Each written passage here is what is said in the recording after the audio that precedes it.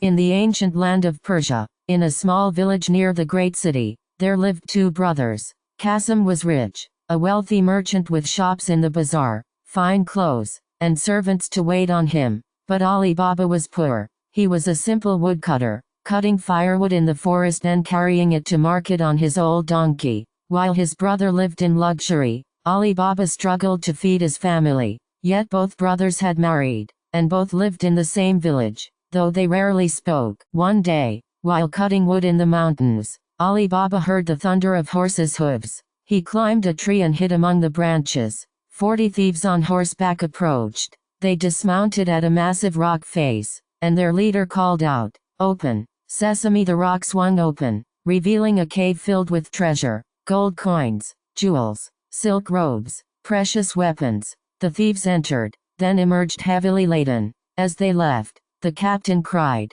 "Close, Sesame!" The rock sealed shut. Ali Baba waited until the thieves vanished, then climbed down. Ali Baba approached the rock face, his heart pounding with fear and hope. "Open, Sesame!" he cried. The rock swung open. Inside lay mountains of treasure, rubies like drops of blood, emeralds the size of fists, diamonds sparkling like stars, golden dinars heaped in golden pots. Ali Baba filled his pockets with gold coins, his bag with jewels, and his arms with silk. He had enough wealth to live like a king for the rest of his days. He sealed the cave and returned home, but he swore to tell no one, not even his wife. But Ali Baba's wife was curious. She asked why her husband had so much gold. He told her, making her swear secrecy. She told Cassim's wife, who told Cassim. Greedy Cassim demanded to know Ali Baba's secret. When he learned of the cave, his eyes glittered with greed. The next morning, he borrowed 10 mules and rode to the mountain. "Open, Sesame!" he cried. The cave opened. Inside, he stuffed his pockets, his bag, his robes, until he could barely walk. But then, disaster. He could not remember the closing words. "Open, barley!" he cried. Nothing. "Open, wheat!" The rock stayed sealed. "Open, Sesame!" It opened. But it was the thieves who had returned. They found Cassim greedily stuffing his pockets. In anger, they cut him into 4 pieces and left his body in the cave. When Ali Baba found him days later, it was a gruesome sight. With help from a kind tailor, Ali Baba retrieved his brother's body and gave him a proper burial. But the thieves knew their secret was out. 40 thieves returned to their cave to find it looted. "The man who knows our secret must die," their captain swore. They rode to the village and found Ali Baba's house. But Ali Baba was wise. He had hidden his wealth and pretended to be a poor woodcutter still.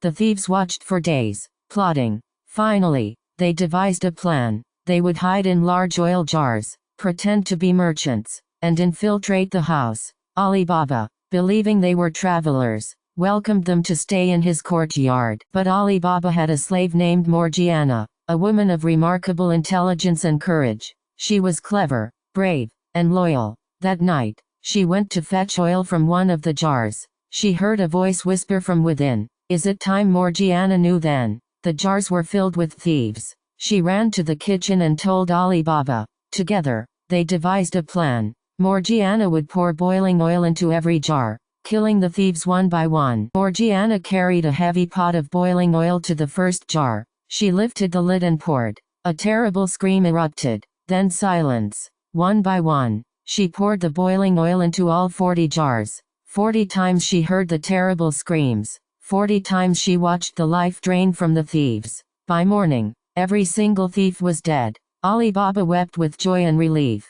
"Morgana," he said, "you have saved our lives. You shall be free, and I will give you my son's hand in marriage." But the thieves' captain had not been in the courtyard. He had stayed behind, disguised as a wealthy merchant. When he returned and found his 40 men dead, he fled. For a whole year, he plotted revenge. Then he returned, disguised as a merchant named Huguenoon, a friendly face with gifts for Ali Baba. Ali Baba, not knowing the merchant was the thief captain, welcomed him warmly and invited him to stay. Morgana suspected the merchant. She watched him closely and recognized the evil in his eyes. That night, she disguised herself as a dancer and performed for the guests. At the climax of her dance, she drove a dagger into the merchant's heart. He died instantly. When Ali Baba saw the merchant's true identity revealed, he wept with joy once more. Morgiana, he said, you have saved us twice. You are the bravest woman I have ever known. And so it was.